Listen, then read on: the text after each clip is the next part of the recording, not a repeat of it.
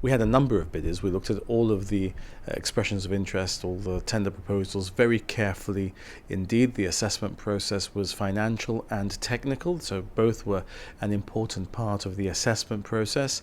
But Shell was the one that emerged as the leader, not just in the process, but in fact internationally is probably the leader in the supply of LNG, and in particular in small territories like Gibraltar.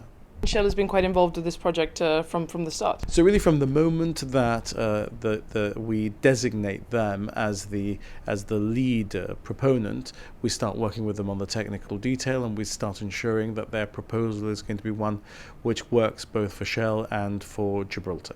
What's the process now for the design and construction of the regasification plant? Well, we expect that the regasification plant will be ready in time for the new power station testing. We expect that we'll be able to test the engines when they are installed and ready to be commissioned with LNG from the plant, as well as, of course, running them with diesel if necessary to also test their ability to run on diesel. What environmental checks and safeguards will be put in place? All of the necessary environmental safeguards and checks have already been undertaken in respect of the proposals as they are to date.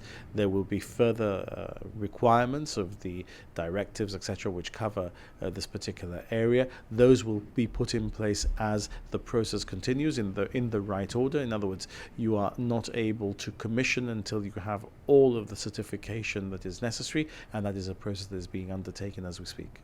What disruption will be caused to the neighbouring community by the construction of the regasification plant and its use? Well, I expect that there will be almost no disruption whatsoever. If you think of how advanced already the building of the power station is, as you fly in and out of Gibraltar, or as you drive into Gibraltar, and if you're able to look over to that area, or perhaps even from the upper rock, you're able to see that a lot of the construction work in the power station has already been undertaken. We are on track for the power station to be in testing during the course of the end of next year, and we're on track for the LNG facility to be ready by then also. As a facility, it doesn't require much construction, the LNG facility. A lot of the work will be done out of Gibraltar, and then there'll be assembly in Gibraltar of the parts that are technically prepared outside of Gibraltar for the purposes of having here a state-of-the-art facility, as we will have. The possibility of bunkering operations in future has been raised again. Is this something that's being factored into the design from the beginning? Well, it's not so much the design that's relevant, because the design is just a tank to hold the LNG, and in the context of what we're looking at, it's a tank that holds LNG to feed into the power station.